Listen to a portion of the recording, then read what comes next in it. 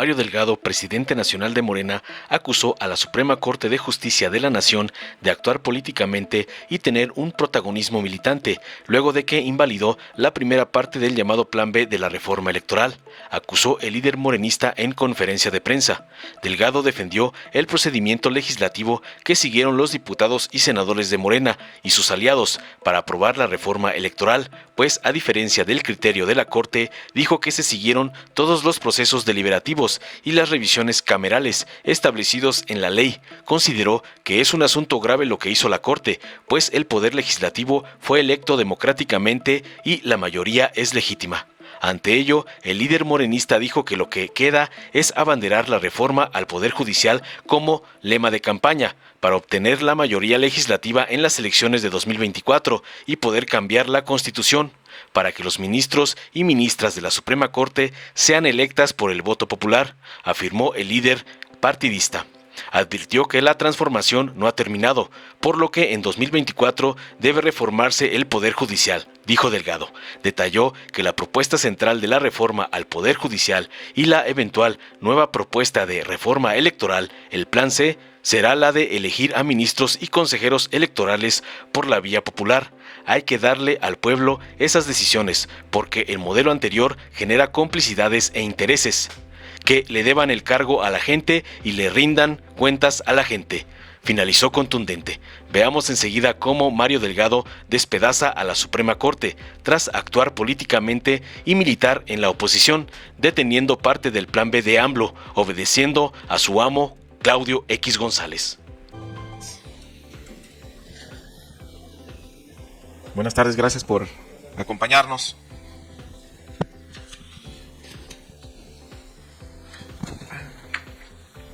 Por ahí había hecho una...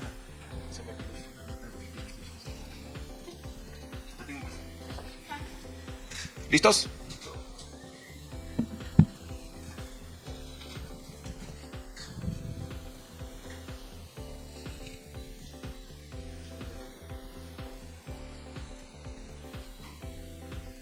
Bueno, gracias. Buenas tardes. Primero, el tema obligado sin duda es la resolución de ayer de la Suprema Corte de Justicia de la Nación. Me parece que allá hay una actuación absolutamente política por parte de la Suprema Corte de Justicia, que desde mi punto de vista pone en riesgo el orden constitucional, porque decide invalidar una reforma aprobada de manera legítima por el Poder Legislativo. Está prácticamente sustituyendo a uno de los poderes, al Poder Legislativo, en su función constitucional de legislar. Y por lo tanto, la decisión de la Corte rompe con el equilibrio de poderes y rompe con el orden constitucional. Vamos a ver qué dice la Corte, que es un tema de forma. Es decir, anula una reforma por la forma o el procedimiento en que se aprobó. Sin embargo, nosotros vimos durante varios meses un debate muy intenso sobre la reforma electoral. Y tenemos en México, además, un proceso que involucra a dos cámaras. Si hubiera un vicio de origen, en este caso en la Cámara de Diputados, pues es impensable que ese vicio se traslade a la Cámara de Senadores y no sea corregido. Es decir, hay mucha parcialidad en la forma en cómo analizó la Corte la reforma aprobada por los diputados. Y tan es así que el proyecto fue aprobado en diputados, luego fue al Senado, donde también hubo un proceso de deliberación, de análisis, de revisión. Se modificaron algunas cuestiones que hicieron regresar del Senado a la Cámara de origen. Es decir, se cumplió el proceso completo. Va la reforma al Poder del Ejecutivo a la Cámara de Diputados. La Cámara de Diputados analiza, discute, vota y aprueba la reforma. Pasa a la Cámara de Senadoras, que hace lo mismo. Revisa, vota, analiza y regresa a la Cámara de origen con algunas observaciones que no estuvieron de acuerdo los senadores y las senadoras. Y finalmente la Cámara de Diputados la aprueba. Es decir, se corre toda la ruta parlamentaria establecida por la ley y los ministros dicen que es un tema de forma y por lo tanto la anulan. Es de la mayor gravedad lo que ha hecho la Corte. Está suplantando a un poder que tiene un origen absolutamente democrático. Las y los diputados fueron electos por el voto popular para representar a nuestro movimiento, a nuestro proyecto, a nuestras iniciativas. Y es una mayoría legítima, es una mayoría que tiene un origen democrático. Según nuestra Constitución, son los representantes del pueblo y a ellos les corresponde hacer las leyes. Entonces, que en la práctica, que de facto, otro poder, como es la Corte, anule lo que hace el legislativo, pues está desapareciendo la representación popular en México. Por eso, me parece que por este matiz político, por este protagonismo ya militante en la oposición por parte de los ministros y ministras de la Corte, están rompiendo con el orden constitucional. ¿Qué nos queda? Lo que ha planteado el presidente de la República, y siempre nos lo planteó. Estamos en un proceso de transformación, estamos enfrentando a poderes fácticos que se establecieron durante muchos años en nuestro país y que no ha sido fácil doblegar, que no ha sido fácil dejar atrás. Ha habido cambios muy importantes en México para romper con este sistema de complicidades y de corrupción que había por parte de los conservadores, pero todavía hay nichos, todavía hay espacios en donde el conservadurismo sigue dominando. Por lo tanto, esta transformación no ha terminado. Tendremos que seguir hacia adelante, ahora en el 2024, con un objetivo muy claro. Así como en la primera etapa de esta transformación, el presidente Andrés Manuel López Obrador se ha dedicado a erradicar la corrupción, el poder legislativo también dejó de ser el nido de unos cuantos que se repartían los moches, se repartían el presupuesto del pueblo, se lo robaban, se limpió el poder legislativo, se limpió el poder ejecutivo, falta el poder judicial. Y para eso tendrá que venir una nueva oleada de participación ciudadana de la gente en el 2024 para ganar la presidencia de la República y para ganar la mayoría suficiente que nos permita modificar la Constitución y limpiar también el poder judicial y que efectivamente garantice la justicia para nuestro país y que no sean los cómplices de grupos pequeños de interés que anhelan regresar a los esquemas corruptos del pasado y proteger a los que todavía quedan. Entonces, ¿qué vamos a hacer como partido? ¿Qué nos corresponde como Morena? Vamos a empezar desde ya la organización electoral para tener un triunfo contundente en el 2024. Estamos ahora en medio del proceso del Estado de México y de Coahuila, estamos a menos de un mes de la elección. Estamos concentrados, trabajando en ganar estas dos entidades porque eso va a ser un impulso rumbo al 2024. Pero el proceso de organización de nuestro partido rumbo al 2024 arrancará el 5 de junio. Al otro día de la elección vamos a arrancar con un gran plan nacional de organización para poder ganar la presidencia de la República y ganar la mayoría en las cámaras de diputados y de senadores y poder seguir avanzando con esta transformación donde ya la agenda muy clara rumbo al 24 será la de garantizar la justicia en nuestro país, la impartición de justicia, con una corte que represente realmente al pueblo de México y deje de ser pues un grupo conservador que protege a la corrupción y a los peores intereses de este país. Entonces vamos a prepararnos, estamos listos, estamos en mejores condiciones que en el 2018. Tenemos ahora un partido organizado en todas las entidades federativas, con sus comités ejecutivos, con sus consejos estatales. Tenemos un comité ejecutivo nuevo, unas nuevas reglas, unos nuevos estatutos que nos permiten una mejor organización. Es decir, tenemos un partido mucho más consolidado que ha demostrado eficacia en la lucha electoral. Hemos triunfado en 16 de 21 gobernaturas, vamos a sumar 2 este año, con lo cual nos convierte en el partido más ganador en los últimos años en nuestro país. Es un fenómeno Morena y vamos a seguir trabajando para que mantenga la preferencia de la gente. Hoy el presidente mostraba en su mañanera una gráfica. ¿Por qué podemos lograr un nuevo impulso a la transformación en el 2024 y poder avanzar en estas agendas que en estos momentos ya nos resulta imposible por el equilibrio de las fuerzas políticas? Porque tiene él, según la encuesta de las Heras, tiene un 80% de calificación apenas en abril de este año. Estamos hablando que es un presidente que está en su 5º año de gobierno. Pero en esa misma encuesta, y el presidente no la presenta porque es muy respetuoso de los temas electorales, viene cuál es la preferencia que tiene nuestro partido, cuál es la preferencia que tiene Morena.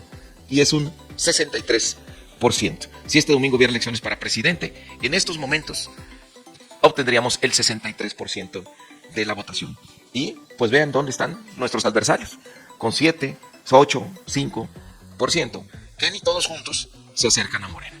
¿Qué vamos a seguir haciendo? Pues trabajando para mantener esta preferencia, porque esto claramente nos daría las mayorías en la Cámara, tanto diputados como la mayoría en la Cámara de Senadores, suficientes para poder hacer reformas constitucionales y que nos permita seguir avanzando en esta transformación.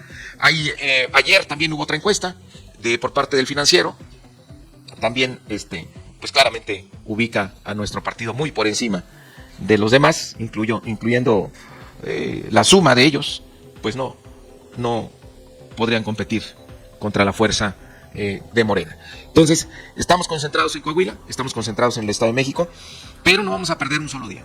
El 5 de junio arranca el plan de organización para que siga la transformación en el 2024. Ganar la presidencia de la República, ganar las gobernaturas que habrá en juego en el 2024 y ganar la mayoría calificada en la Cámara de Diputados y en la Cámara de Senadores que nos permitan modificar la Constitución y poder reformar al Poder Judicial para que represente a la justicia y represente al pueblo de México y deje de ser un grupo de conservadores que protegen la corrupción. Les quiero también informar con mucho gusto que la semana pasada yo hice un llamado a las corcholatas a que nos concentráramos primero en el 23, porque hay muchos que ya tienen prisa sobre el 24. Dije, tenemos que pasar por el 23 para llegar al 24. Ayúdenme a ganar Coahuila con su presencia, con su trabajo en favor de Armando Guadiana, como un militante más, como soldados rasos, que así nos enseñó el presidente de la República, a caminar, a convencer a la gente, como un militante como todos los demás. Y tuvimos una respuesta muy favorable. El senador Ricardo Monreal dijo, yo quiero ser el primero en ir. Ya estuvo este fin de semana, el sábado y el domingo. Tuvo una agenda de medios muy importante y estuvo acompañando a nuestro candidato, cuidando siempre lo que nos marca la ley para no cometer ninguna violación o ninguna sanción por parte del INE. Ahí Ricardo Monreal fue muy claro que solo tenemos un candidato en la Cuarta Transformación y que es Armando Guadiana, y invitó a la gente a que vote por Morena, que no desperdicie su voto tirándolo por el PT o por el Verde, que en realidad pues están haciéndole el juego al PRI. Tengo la confirmación de Adán Augusto para este domingo 14. Ahí vamos a estar con él, lo vamos a estar acompañando. Por supuesto, vamos a ir a Monclova y sus alrededores. Tengo confirmada también a Claudia Sheinbaum el próximo 21. Ahí vamos a ir a la región de La Laguna, a Torreón.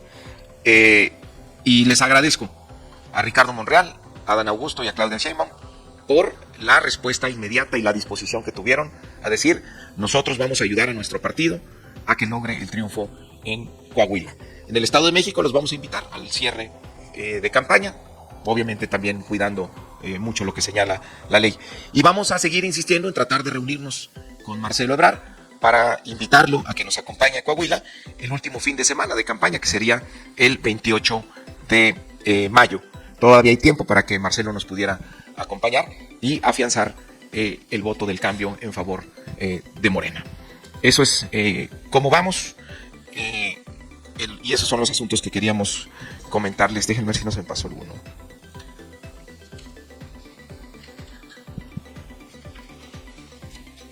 Pues nada, estamos a sus órdenes. Iniciamos la ronda de preguntas con Otilia Carvajal, del Universal. Buenas tardes, Mario. Del tema que hablamos de las corcholatas, ayer el canciller Marcelo Ebrard dijo que cuando no hay reglas claras es como estar en la ley de la selva y que las reglas son necesarias para evitar una ruptura. ¿Qué respondes a esta declaración? Y también saber por qué no se ha concretado la reunión con el canciller. Sí, coincido con el canciller, lo respetamos mucho, por supuesto, es un elemento fundamental en lo que ha ocurrido en nuestro país en estos años.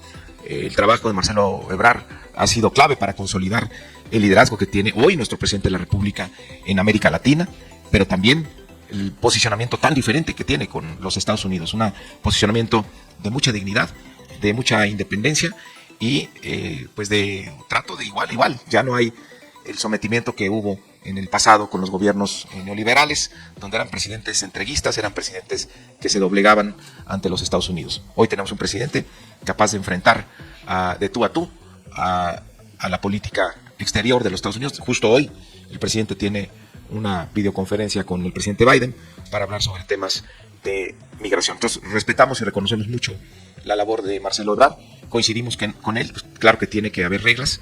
Yo les he comentado que estamos concentrados en Coahuila, en el Estado de México. Ojalá nos ayude Marcelo Ebrard en Coahuila. Y una vez que pasen estos procesos electorales, vamos a juntarnos porque vamos a tener mucho diálogo con ellos. Vamos a tener inclusión absoluta, no vamos a dejar fuera a nadie. No vamos a andar también imponiendo reglas en Morena, nos tenemos que poner de acuerdo entre todos. Ya, si de plano no coincidimos, pues entonces el partido tendrá que tomar una determinación, pero lo que queremos, y estamos en la disposición de que construyamos los términos de la convocatoria de manera conjunta, precisamente para que todos asuman el compromiso de respetar esas reglas y que tengamos una contienda fraterna que fortalezca ante todo a nuestro movimiento. Entonces, pasado el 4 de junio, la semana del 5 de junio, los voy a invitar a que tengamos una primera reunión y establecer ya nuestra ruta de trabajo y respetar los tiempos que hemos hablado. Convocatoria, segunda quincena de junio, principios de julio. Ahí se van a inscribir quien quiera. Después, el Consejo Nacional tendrá que revisar esos nombres. El Consejo Nacional, tal vez en 1 o 2 semanas, nos dé una primera lista de quienes deben ser encuestados en una primera encuesta. Que haciendo cálculos de tiempos, esta encuesta tendría que ser finales de julio, principios de agosto. Y a partir de los resultados de la primera encuesta, iríamos a una segunda y definitiva encuesta. ¿En qué tiempo? Pues podría ser septiembre, octubre, máximo noviembre. Es lo que hemos dicho siempre, nada más que siempre se dan muchas interpretaciones, pero hemos dicho este calendario desde enero de este año.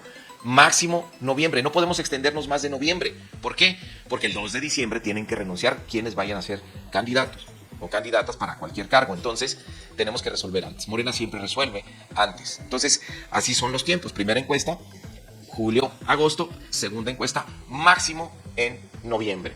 No estoy diciendo que deba ser en noviembre, no estoy diciendo que deba ser en septiembre o en octubre. Máximo, el espectro de tiempo es máximo noviembre. ¿Cuándo vamos a tener la fecha exacta? Cuando nos reunamos con ellos, para ponernos de acuerdo con ellos en términos de fechas y de todo lo demás. Asuntos que han planteado, por ejemplo, el tema de renuncias, el tema de debates. Yo he planteado mis dudas respecto a las renuncias por el riesgo que correríamos de caer en actos anticipados de campaña. Porque para hacer pre-campaña, la ley tiene tiempos muy bien establecidos, que serían la tercera semana de noviembre. Nosotros no vamos a llegar a esa fecha sin haber resuelto a nuestro candidato. Entonces, son temas que tendremos que discutir entre nosotros, ponernos de acuerdo, también tener muy claro qué es lo que dice la ley para que la autoridad electoral pues no trate de hacernos por ahí algún daño.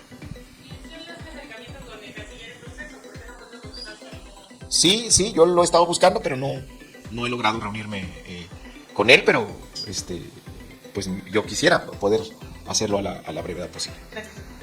Continuamos con Aura García, de Imer.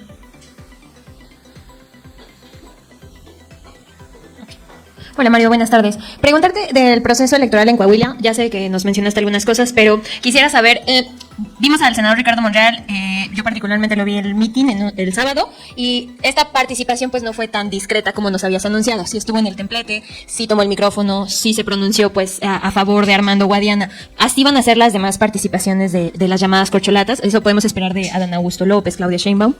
Eso en primer lugar. Bueno, depende del evento. Ahí tuvimos un evento en una colonia y digamos se prestó para que pudiera tener esta participación.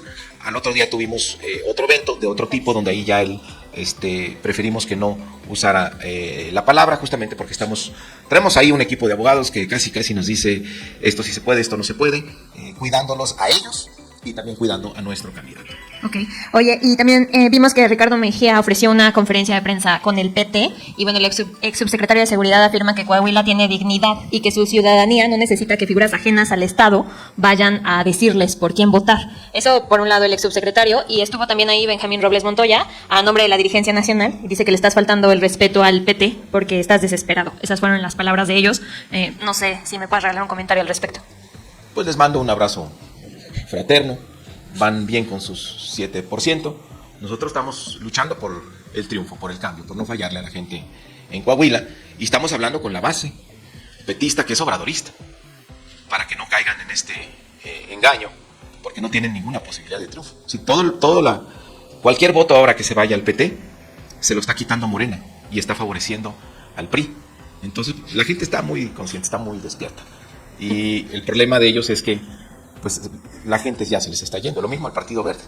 Ahí vimos a este farsante candidato criticando al gobierno federal, criticando al presidente en el debate, pues porque es un empleado del gobernador. No nos explicamos por qué el Partido Verde lo sigue sosteniendo como su candidato. ¿No hay injerencia de los aspirantes presidenciales en esta contienda local?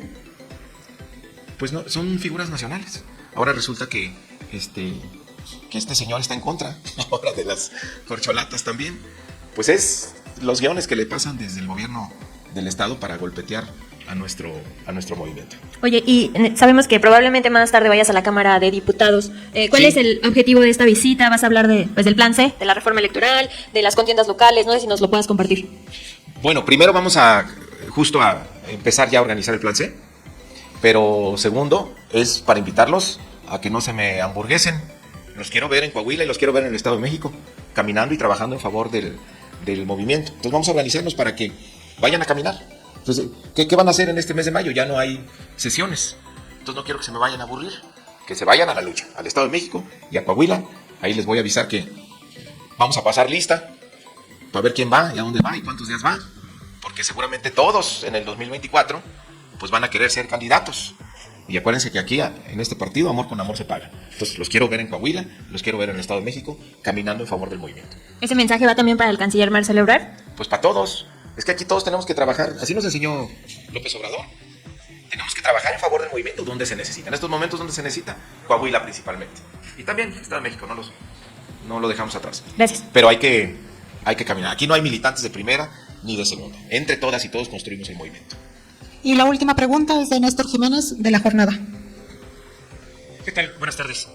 Sobre este tema precisamente de este llamado Plan C y esta búsqueda pues de lograr la mayoría en los congresos para la próxima legislatura, ¿será entonces la reforma al Poder Judicial el principal objetivo que tenga Morena para la próxima legislatura? ¿Será la bandera de Morena también en las próximas campañas? Y de ser así, ¿va a haber algún tratamiento especial para la definición de las candidaturas a los legisladores? Porque finalmente siempre ha pasado en todos los partidos que las candidaturas a las legislaturas, a la Cámara, al Senado, pasan un poco desapercibidas tal vez. De repente van a los actos, se pierden ahí junto a los otros abanderados, sobre todo a las gubernaturas, a la candidatura presidencial. Eso siempre ha pasado. ¿Ahora va a haber un tratamiento diferente? Bueno, de entrada ya tenemos rumbo al 24 dos temas fundamentales. Uno, la reforma al Poder Judicial. Está claro que hay un reclamo por parte de la ciudadanía de que haya justicia en este país. Creo que nadie está satisfecho por la impunidad que existe en México y es gracias a que tienes un poder judicial absolutamente corrupto. Y siempre dijo Andrés Manuel López Obrador que la corrupción se combate como se barren las escaleras, de arriba para abajo. Si tienes una Suprema Corte que justamente está dedicada a proteger a los grupos conservadores, a proteger un sistema de privilegios y de corrupción, pues ¿cómo estará debajo? ¿Cómo están los jueces? Entonces necesitamos una reforma de fondo para limpiar el poder judicial y para ello pues tendremos que lograr la mayoría en el 2024. Y otro tema sin duda que está ahí es una reforma electoral para profundizar nuestra vida democrática, para que este avance que hemos logrado, que ha logrado el pueblo de México, porque ahí sí nadie le puede quitar el mérito al pueblo de México. El avance democrático de nuestro país es gracias a la lucha que ha dado el pueblo de México. Ahí tendremos que profundizar con una reforma que asegure hacia el futuro que vivamos en una auténtica democracia. ¿La reforma al Poder Judicial será con la propuesta de que los ministros se elijan de manera democrática con voto de la ciudadanía? ¿O qué componentes tendrá esta? Sí, porque lo mismo que se planteaba para el tema de los consejeros del INE. Es decir, hay que darle al pueblo esas decisiones, porque el modelo anterior genera complicidades, genera intereses. Y vemos ahora, los ministros de la Corte, pues no le obedecen al pueblo, obedecen a grupos de interés. Entonces, ¿qué necesitamos? Que tengan un origen completamente democrático, que le deban su cargo a la gente y que le rindan cuentas a la gente. Entonces, tendrá necesariamente que esa reforma al Poder Judicial, que esos ministros no sean arreglos de cúpulas o de grupos, sino que vengan de manera democrática, electos por la gente. También preguntarte en la mañana en la insistir en el caso en la reforma electoral, insistir que los consejeros también sean electos. También preguntarte en la mañana en la conferencia matutina del presidente, comentaba que si bien él se dice seguro de que la transformación va a continuar en los siguientes años, pero sí dejó ver la posibilidad de que haya un movimiento hacia el centro. Él lo dijo así, que haya un corrimiento, dijo, hacia el centro del movimiento de Morena, el movimiento que encabeza. ¿Tú lo ves así? ¿Qué se puede interpretar de esto? ¿Es un guiño tal vez para alguno de los aspirantes de alguna de las corcholatas? Mira, yo creo que estamos en un proceso de transformación muy profundo, que a algunos les molesta la polarización del debate político que tenemos, pero no podría ser de otra manera. Si no hubiera este debate tan intenso, no hubiera habido transformación, porque esta transformación ha sido posible por el involucramiento que ha habido del pueblo de México, y ese involucramiento viene justamente de que la gente ve que sí hay un debate, que sí hay una lucha contra poderes fácticos establecidos, contra los conservadores, contra el sistema de corrupción que se engendró durante tantos años en México. Entonces, sí necesitamos un debate intenso para poder transformar, porque no hay duda que lo que ha logrado el presidente ha sido de la mano del pueblo, ha sido con la gente. Es decir, no podía hacer la transformación con los grupos de interés o con los grupos de poder que venían del pasado, porque ellos lo que querían es justo que no hubiera transformación, es por lo que ellos siguen luchando, por detener esta transformación. Entonces, ¿qué sigue hacia adelante? Yo no estoy tan convencido de que tenga que haber un corrimiento hacia el centro, porque hay temas todavía muy importantes que cambiar. Por ejemplo, el Poder Judicial no va a ser fácil cambiar. Va a haber resistencias. ¿Por qué? Porque hay una corrupción tremenda detrás de eso. Entonces, hay que darle una sacudida al Poder Judicial. Por lo tanto, la gente tiene que estar involucrada. La gente tiene que estar participando. Y esta participación permanente que ha provocado el presidente de la República, sin duda va a ser su legado más importante. Es lo que él llama la revolución de las conciencias, es lo que él llama el cambio de mentalidad. Entonces tenemos que seguir provocando este activismo político, esta participación de la gente, para que esta transformación siga avanzando. Después de estas reformas, probablemente, digamos, venga un corrimiento hacia el centro, porque la política también es pendular, no puedes quedarte todo el tiempo en un posicionamiento extremo. Tienes en un momento dado que conciliar, porque hay mucha gente que también no alcanza a entender por qué el nivel de debate político tan intenso. Pero no en el siguiente sexenio. En el siguiente sexenio Morena no debe ir al centro, entonces. Yo creo que no, desde mi punto de vista, no. Ahí están los datos, la evaluación del presidente de la República, y están los datos de la preferencia de Morena. ¿Qué tenemos que hacer? Seguir impulsando la politización del pueblo de México, que no es esto que dicen los conservadores, ¿no? Y que les asusta. La polarización. Yo no veo que haya una polarización en México. Yo lo que veo es una politización del pueblo de México. Y eso lo tenemos que seguir impulsando, eso lo tenemos que seguir procurando.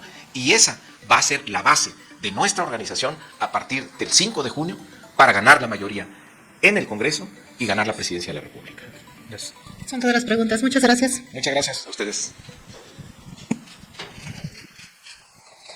Dale en me gusta, suscríbete, activa la campanita y compártelo para que más gente lo vea.